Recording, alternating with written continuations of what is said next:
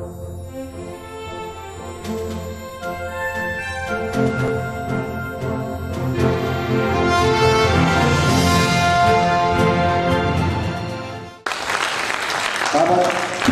में प्रतिभा की कोई कमी नहीं है और एक कविता मैं उसी आधार पे आपके बीच रखता हूँ। जब मैं प्रारंभिक दौर में कविता लिख रहा था तो मेरी पत्नी हमेशा कहती थी कि आप बड़े कवि क्यों नहीं बनते। मैं बोला बड़े कवि मतलब? बोले जैसे कबीरदास, तुलसीदास, ऐसे बनो। ये क्या चिरकुट कवि बने घूम रहे। तब मैंने उनको समझाया कि देखो तुलसीदास बनने के लिए एक सिचुएशन चाहिए। पहले पत्नी मायके जाए, तुलसीदास बनना है तो सिचुएशन चाहिए। पहले पत्नी मायके जाए, लतियाए, धमकाए, चमकाए, भगाए, तभी तो कोई तुलसीदास बन पाए। तुलसीदास बनने के लिए सिचुएशन चाहिए। लेकिन वो बोली अपनी जिद बड़ी थी, नहीं आपको तुलसीदास बनना है। आधी रात को मैंने पत्नी को सोते से उठाया और अपने तुलसीदास बनने का डिसीजन सुनाया। पत्नी बोली गजब कर रहे हो, रात को 12 बजे तुलसीदास बन रहे, सो जाओ सुबेरे सूरदास बना दूंगी।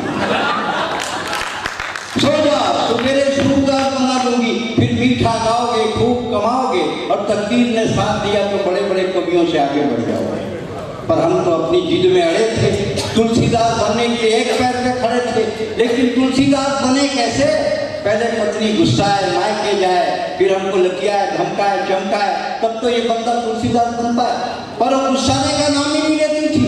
हमारे हर जुल्मों सितम को चुपचाप सह लेती थी। हमने कहा सिनेमा, उसने कही होटल, उसने कही होटल, हमने कही बोतल, उसने एक बोतल रख दिया, शान से पीजिए, सपनों में खोइए। मैंने कहा तुम औरत हो या हिलिया, गुस्साने का नाम तक नहीं लिया।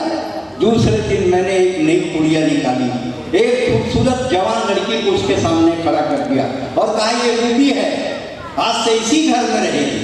सोचा नाराज होकर कुछ कहेगी, पर उसने आशीर्वाद का हाथ मेरे माथे पे धर दिया। कहे बहन तेरा घर, मेरा घर बहुत बड़ा है, इसका 4 कमरा पहले से खाली पड़ा है। तुम्हारी 3-4 बहन हो तो उनको भी ले आओ, खाओ पियो मौज मनाओ। फिर मैंने भगवान को मनाया तो भगवान ने उसके मायके से टेलीग्राम भिजवाया। वो मेरे को अपने साथ ले जाने की जिद में अड़ी थी, पर मेरे को तो सिचुएशन बनाने की पड़ी थी। वो गई ट्रेन से, हम गए बस से। नदी में बाढ़, पानी गिर रहा था, नाव थी, मगर नाव से जाते तो तुलसीदास कैसे बनता। हम मुर्दा पकड़ के उस पार गए। ससुराल पहुंचे तो देखा दूसरी मंजिल में बिजली जल रही थी, लेकिन चढ़ने के लिए रस्सी नहीं मिल रही थी। सीढ़ी थी, मगर सीढ़ी से जाते तो तुलसीदास कैसे बन पाते। मैंने कहा ये कौन क्लाइमेक्स सीन है, गुस्सा, हम तो तुलसीदास बनाओ। अच्छा अब तुम तुलसीदास बनकर जंगल जाओगे, फिर इन 3 बच्चों की मालगाड़ी को चलाने के लिए थोड़े ही आओगे। और इतिहास साक्षी है, इतिहास साक्षी है। जो नए कवि हैं वो सुने इस बात को, क्योंकि अच्छा लिखना, कठिन लिखना जितना मुश्किल है, सरल लिखना उससे ज्यादा मुश्किल है।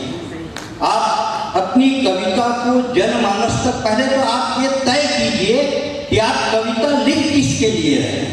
कविता अगर आप अपने सुख के लिए लिख रहे हैं तो मुझे कुछ नहीं कहना, लेकिन अगर आप कविता जनता के लिए लिख रहे हैं तो आप कविता जनता को समझाने के प्रयास में लिखिए। कविता कठिन नहीं होनी चाहिए। अच्छा तो आप तुलसीदास बनकर जंगल जाओगे, फिर इन 3 बच्चों की मालगाड़ी को चलाने के लिए थोड़े जाओगे। और इतिहास साक्षी है कि रत्नावली के धिक्कारने पर तुलसीदास ने रामचरितमानस लिखा। इतिहास साक्षी है कि रत्नावली के धिक्कारने पर तुलसीदास ने रामचरितमानस लिखा, लेकिन दुर्भाग्य है उस रामचरितमानस में रत्नावली का नाम भी नहीं दिखा। मैं रत्नावली की परंपरा को फिर से नहीं दोहराऊंगी। सब्जी काटो, तुमको तुलसीदास नहीं अपना दास बनाओ।